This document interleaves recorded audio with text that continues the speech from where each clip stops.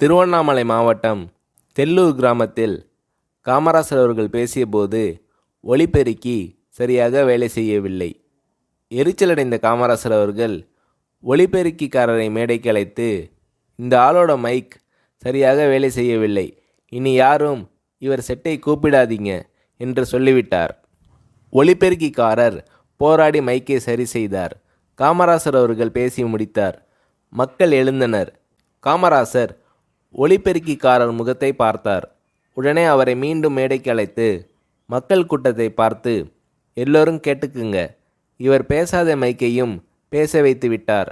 நான் பேசியது உங்களுக்கு நல்லா கேட்டுச்சா என்றார் காமராசர். மக்கள் ஆமாம் ஆமாம் என்று குரல் கொடுத்தனர். உடனே காமராசர் அவர்கள், இவர் திறமைசாலி, எந்த நிகழ்ச்சிக்கும் இனி இவரையே கூப்பிடுங்கள் என்றார். மக்கள் கரவொலி எழுப்பினர். ஒலிபெருக்கிக்காரர் நிம்மதி பெருமூச்சு விட்டார். தன் சிறு கோபத்தால் கூட யாரும் பாதிக்கப்படக்கூடாது என்ற மனிதாபிமான எண்ணம் காமராஜர் அவர்களுக்கு இருந்தது.